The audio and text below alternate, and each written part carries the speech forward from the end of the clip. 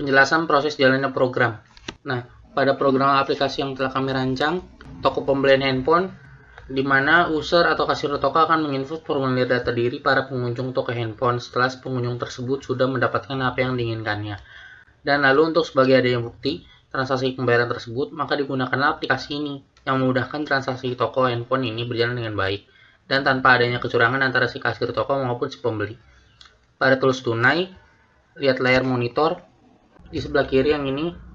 Kemudian diharapkan user memasukkan ID pembeli terlebih dahulu untuk menghindari terjadi kekeliruan identitas para pembeli HP. Lalu memasukkan nama pembeli secara lengkap, alamat si pembeli secara detail, dan tanggal pembelian HP dengan benar. Lalu di bawahnya memasukkan jenis HP yang dibeli, merek atau nama HP-nya, dan masukkan harga HP yang dibeli dengan benar. Lalu jika sudah diisi data isi pembeli tersebut, silakan dicek kembali data tersebut dengan teliti. Lalu klik tombol tambahkan data pembeli, maka akan muncul data informasi secara lengkap dari si pembeli HP di layar monitor sebelah kanan.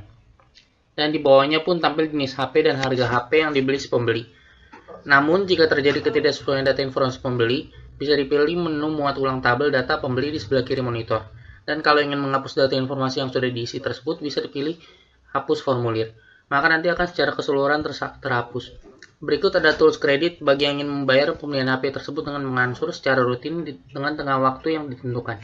Lalu pada menu bar di atasnya terdapat file untuk close dari aplikasi. Ada pembelian untuk delete, ada juga help untuk menampilkan menu about atau tentang aplikasi toko handphone ini. Dan yang terakhir juga ada DB status di pojokan kanan atas aplikasi untuk sebagai tampilan status tentang database yang sedang digunakan. Ini UI-nya muncul, data pembelian di toko HP CVZ.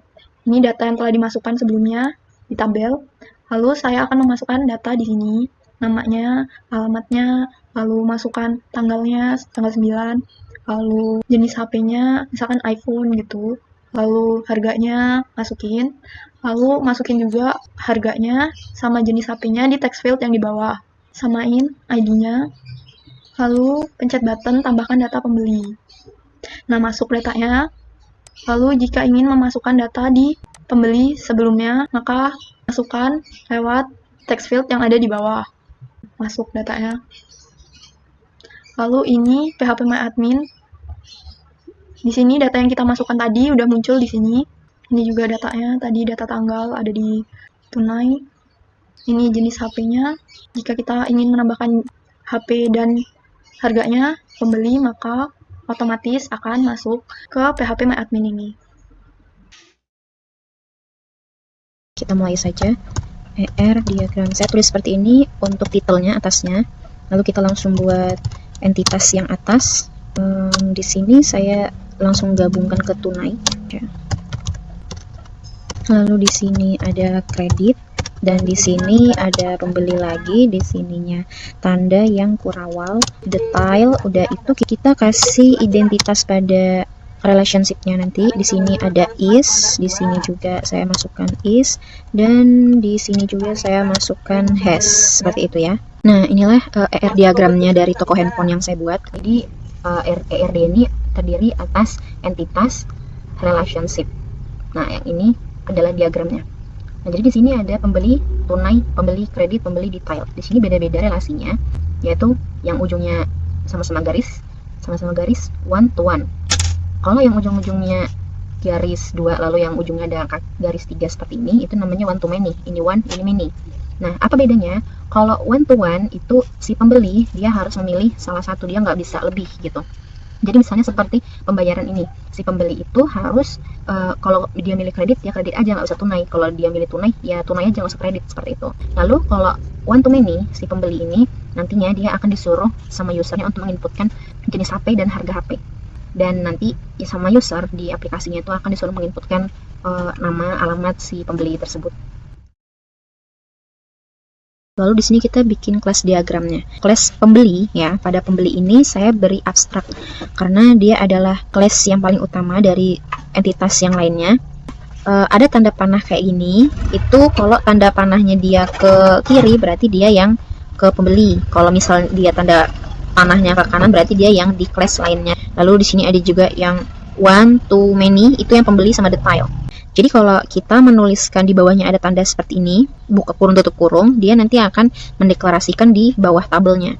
Kita lihat di sini, kalau misalnya saya hapus ini, tuh dia akan jadinya naik ke atas, tabelnya di atas. Coba kalau kita kasih metode lagi, nah dia akan buat tabel baru di bawahnya, karena nanti dia metodenya inilah yang akan memunculkan atau mendeklarasikan hasil dari metode ini, tanggal bayar properti, dan begitu pun juga metode yang lainnya. Nah, jadi kalau kita mau membuat entitas atau kelas diagramnya ini terpisah seperti ini, kita harus membuat kelas baru, diawali dengan tulisan kelas, lalu juga ada pembuka penutupnya ini, ya, buka kurawal dan tutup kurawal seperti itu. Yang pertama, ini yang tanda pagar ini di sini yaitu adalah protect. Protect ini hanya dapat dipanggil oleh kelas yang bersangkutan dan kelas turunannya. Sedangkan privat itu yang ditandai oleh tanda minus seperti ini. Privat ini hanya bisa dipanggil dari dalam kelas itu sendiri. Lalu ada public itu yang tandanya plus seperti ini, yang tandanya plus itu dapat dipanggil dari semua kelas objeknya itu. Lalu ada relasi-relasi yang menghubungkan setiap kelas. Nah, di sini ada yang pertama itu ada relasi generalisasi, yaitu hubungan antara kelas dengan kelas turunannya, dengan kelas induknya atau inherited. Ini yang ada tanda panah lancip ini, namun tidak putus-putus. Ini adalah relasi asosiasi, yaitu hubungan statis antar kelas yang punya atribut seperti kelas lain ataupun jenis kelas yang memerlukan informasi mengenai eksistensi kelas lain. Lalu juga relasi aggregation.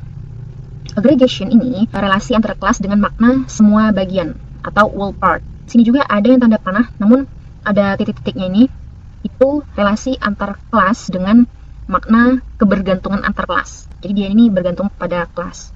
Di sini kita perhatikan, di sini kan aggregation ini di ujung-ujungnya ini itu ada tanda 1 dan tanda bintang. Nah, makna tanda 1 itu adalah one. Lalu yang tanda bintangnya itu adalah many. Jadi ini adalah relasi aggregation yang one to many. Dia dari 1 ke banyak. Lalu kita perhatikan di sini ada class yang dia relasinya banyak yang terhubung dengan dia, yaitu ini adalah class abstrak, yaitu si pembeli. Lalu ada tunai dan kredit, ini yang nanti akan dilakukan oleh si pembeli kepada toko. Jadi di sini nanti juga ada detailnya tuh detail tentang HP-nya yang dia beli, ada jenis HP dan juga harga HP. Lalu dia si pembeli juga terhadap toko HP ini nanti ada koneksinya. Nah, koneksinya ini nanti dia akan terhubung ke beberapa kelas. Seperti di sini ada forum pembeli. Forum pembeli itu adalah aplikasi untuk si user nanti yang akan mengisi inputan data si pembeli tersebut, yang berupa nama si pembeli, lalu juga harga HP dan sebagainya. Akan diproses, nanti baru jika sudah selesai si pembeli silahkan untuk pulang dan membawa HP-nya dan juga membayar sesuai pilihan yang tadi si pembeli pilih, yang dia pilih tunai atau kredit. Di sini kelas pembeli itu memiliki abstrak kelas untuk menghubungkan ID pembeli ini, nama, alamat. Lalu ini namanya properti. Di sini ada konstruktornya. Lalu ada getter sama setter. Ada array list juga. Di sini pada kelas detail ada private final. Itu propertiesnya. Ada konstruktor juga. Ada getter sama setter. Ada string property sama double property. Ini ada kelas tunai. Itu anak kelas dari kelas pembeli. Kelas pembeli itu parent kelasnya. Propertiesnya itu tanggal bayar ini doang. Terus di sini ada super string. Terus di sini ada konstruktor, ada getter sama setter, ada string property. Kelas Java ini juga anak kelas dari kelas pembeli. Terus propertiesnya string property kontak. Ada superstring, ada konstruktor, terus ada getter sama setternya. Ini merupakan inheritance. Lalu pada kelas data model ini gunanya untuk koneksi ke database-nya langsung. Terus bagian ini untuk insert, untuk masukin data ke database-nya. Observable list.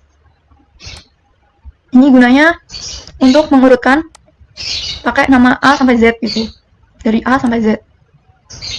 Lalu kelas DB ini gunanya untuk koneksi ke database-nya. Jadi masukin dulu library MySQL connector sama SQLite JDBC. Nah, yang ini untuk koneksi SQLite. Ini untuk mengecek library ada atau tidak. Ngeceknya di main kelas. Lalu Ini untuk mengkoneksikan ke MySQL. Ini merupakan direktori dari file SQLite-nya. Ini direktori dari MySQL. Ini nama file di MySQL-nya, di phpMyAdmin.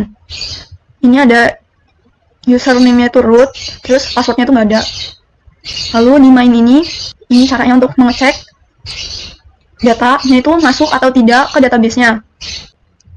Nah, DB ini connect ke sini. Terus, ini harus sesuai sama tabel yang dibuat di MySQL. Nah, ini tabelnya. Ini isi-isi tabelnya yang sesuai sama kelas yang tadi kami buat itu. Ini kelasnya udah pernah saya isi lewat sini, lewat main ini. Lalu ini bentuk ERD-nya. Nah, ini tabel yang ada di SQLite-nya. Ini scene builder, itu untuk mengedit fxml-nya. Nanti di save, itu form pembeli fxml. Dan ini codingannya. Nah, di sini ada text field, ID pembeli, nama, alamat, sama date picker. Terus text field, jenis HP, harga HP. Lalu ada button tambahkan pembeli. Terus ada button muat ulang sama hapus. Nah, di sini ada kolom ID pembeli, nama, alamat, tanggal pembelian itu masuknya ke tabel pembeli. Terus ini jenis HP, harga HP itu masuknya tabel detail. Nah, di situ ada text field, new ID pembeli, new jenis HP, new harga HP. Terus ada button tambahkan data. Nah, di sini itu untuk menghandle tambahkan data pembeli. Tambahkan button itu yang sebelah kanan. Terus kalau yang handle tambahkan data button itu yang sebelah kiri. Nah, itu bagian itu untuk menghandle label. Label untuk memastikan datanya itu masuk atau enggak. Lalu bagian itu merupakan untuk memuat ulang datanya. Terus itu biar nggak bisa diklik. Itu button tambahkan data. Nah, terus itu untuk menampilkan tabelnya. Isi tabelnya, isi datanya. Terus yang bawah itu untuk menampilkan isi data dari tabel detail. Nah, kalau untuk masukin datanya itu tergantung pada kelas pembeli, detail, tunai, kredit, toko HP data modeler, sama DB-nya. Itu codingannya pas atau tidak gitu. Baru bisa masuk datanya. Kalau untuk nampilinnya lewat codingan yang ini.